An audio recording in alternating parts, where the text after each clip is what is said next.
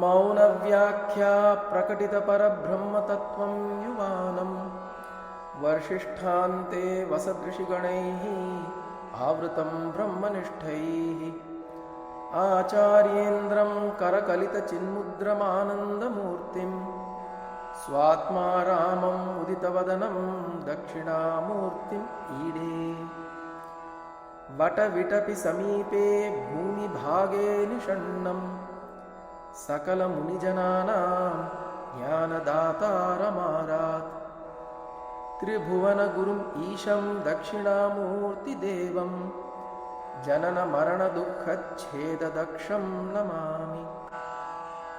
चित्रं वटतरोर्मूले वृद्धा शिष्या गुरुर्युवा गुरोस्तु मौनं व्याख्यानं शिष्यास्तु छिन्नसंशयाः निधये सर्वविद्यानां भिषजे भवरोगिणां गुरवे सर्वलोकानां दक्षिणामूर्तये नमः।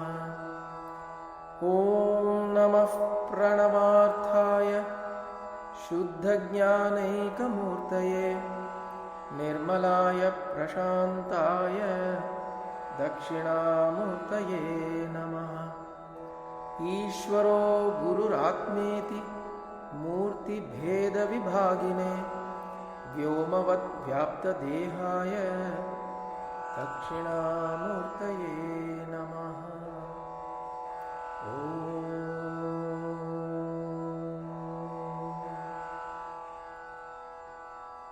विश्वं दर्पणदृश्यमाननगरी तुल्यं निजान्तर्गतं पश्यन्नात्मनि मायया बहिरिवोद्भूतं यथा निद्रया यः साक्षात् कुरुते प्रबोधसमये स्वात्मानमेवाद्वयं तस्मै श्रीगुरुमूर्तये नम इदं श्रीदक्षिणामूर्तये।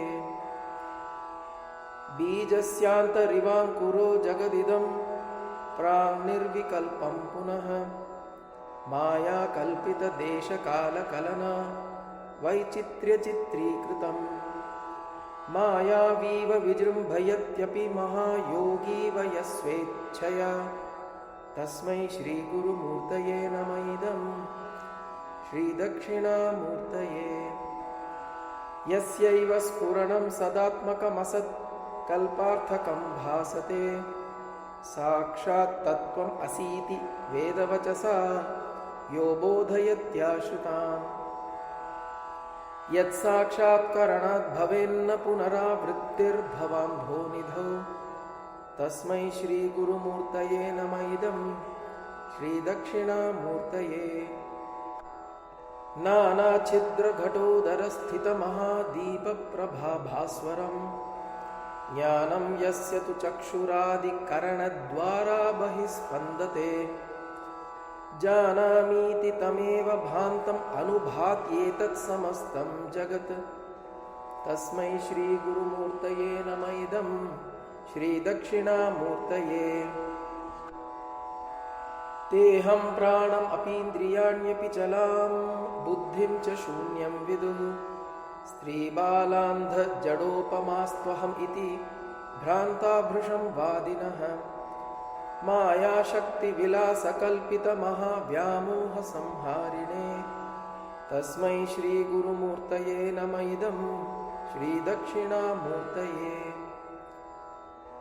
राहुग्रस्तदिवाकरेन्दुसदृशो मायासमाच्छादनात् सन्मात्रः करणोपसंहरणतो यो भूत्सुषुप्तः पुमान् प्रागस्वाप्समिति प्रबोधसमये यः प्रत्यभिज्ञायते तस्मै श्रीगुरुमूर्तये नम इदं श्रीदक्षिणामूर्तये।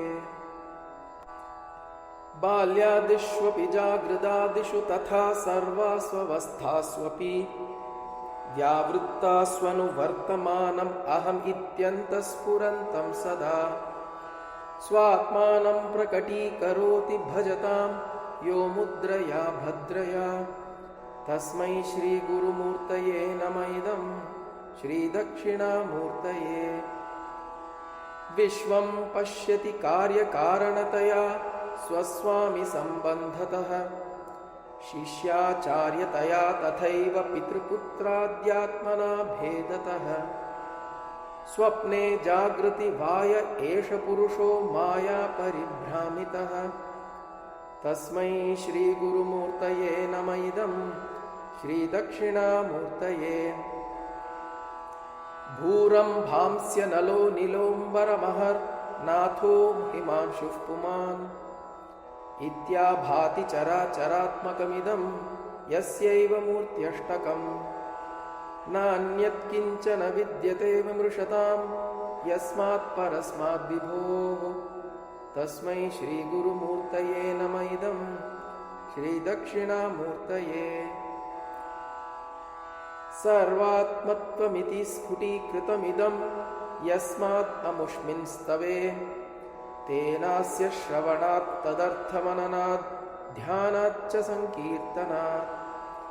सर्वात्मत्वमहाविभूतिसहितं स्याद् ईश्वरत्वं स्वतः, सिद्ध्येतत् पुनरष्टधा परिणतं चैश्वर्यम् अव्याहतम्। तस्मै श्रीगुरुमूर्तये नम इदं श्रीदक्षिणामूर्तये। तस्मै श्रीगुरुमूर्तये नम इदं श्रीदक्षिणामूर्तये। तस्मै श्रीगुरुमूर्तये नम इदं श्रीदक्षिणामूर्तये।